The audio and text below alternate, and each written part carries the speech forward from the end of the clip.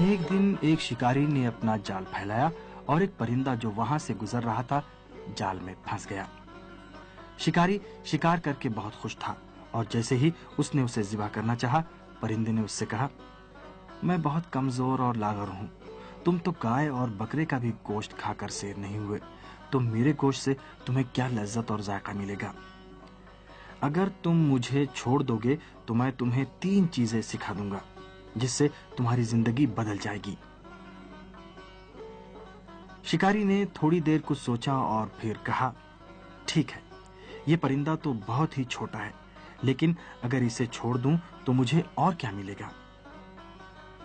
اگر اس کے گوشت کو بھون کر کھا لوں تو کچھ نہ ہونے سے بہتر ہی ہے۔ اسی لیے اس نے پرندے کی باتوں میں نہ آ کر کہا، تو مجھے بیوقوف بنانا چاہتا ہے تاکہ میری قید سے بھاگ نکلے؟ بھلا ایک پرندہ مجھے کچھ سکھا سکتا ہے؟ پرندے نے کہا، ٹھیک ہے، تم جو چاہو سوچو، لیکن پہلی نصیحت تمہیں اسی وقت جب میں تمہارے ہاتھوں میں قید ہوں کیے دیتا ہوں، مگر دوسری نصیحت اس وقت کروں گا جب درخت کی شاخ پر ہوں گا، اور تیسری نصیحت اس وقت کروں گا جب آسمانوں میں پرواز کروں گا۔ اگر پہلی نصیحت تمہیں اچھی نہ لگی تو تم مجھے حلال کر کے کھا جانا۔ یہ بات سن کر شکاری نے کہا کہ ٹھیک ہے، میں تمہاری بات مان لیتا ہوں۔ پرندے نے کہا، پہلی نصیحت یہ ہے کہ کبھی بھی کسی محال چیز پر یقین اور بھروسہ مت کرو۔ شکاری کو پرندے کی یہ نصیحت بہت اچھی لگی اور اس نے اسے رہا کر دیا۔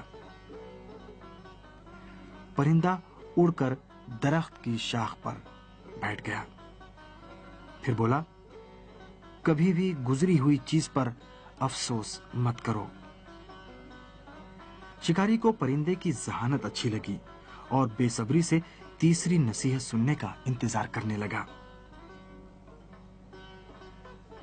پرندے نے کہا، اے شکاری، میں نے تجھے جھانسا دے دیا ہے۔ میں نے اپنے شکم میں ایک ایسے گراں قیمت پتھر کا ٹکڑا نگل لیا ہے جس کی قیمت 2000 سونے کی اشرفی ہے۔ اگر تم مجھے حلال کر دیتے تو یہ قیمتی پتھر تمہیں مل جاتا۔ تم نے اپنے ہی پیر سے اپنی قسمت کو ٹھوکر مار دی۔ یہ سن کر شکاری نے ہاتھ اپنے سر پر مارا، حسرت اور افسوس کے ساتھ اپنے سر کے بال نوچنے لگا، اور جب وہ تھوڑا سا ہوش میں آیا تو پرندے سے کہا کہ اچھا، تم کم از کم آخری نصیحت تو مجھے کرتے جاؤ۔ پرندے نے کہا، تم کس قدر بھولے اور زود باور ہو، کیا تم نے میری پہلی دونوں نصیحتوں پر عمل کیا جو اب تیسری نصیحت سننے کے منتظر ہو؟ کیا میں نے تم سے نہیں کہا تھا کہ گزری ہوئی چیزوں کا افسوس مت کیا کرو، لیکن تم نے اس پر عمل نہیں کیا، اور تم سے میں نے نہیں کہا تھا کہ محال چیزوں پر کبھی یقین مت کیا کرو؟ یہ کیسے ممکن ہے کہ مجھ جیسا ایک چھوٹا سا پرندہ ایک قیمتی پتھر کے ٹکڑے کو جو خود اس کے ہیکل سے بڑا ہو نگل لے؟ شکاری نے کہا، میری پوری طرح سے تنبیہ ہو گئی ہے، اب تم مجھے تیسری نصیحت کرو۔ پرندہ آسمانوں اور فضاؤں میں گم ہونے سے پہلے بولا، بیوقوف شخص کو نصیحت کرنا بنجر زمین میں کھیتی کرنا ہے۔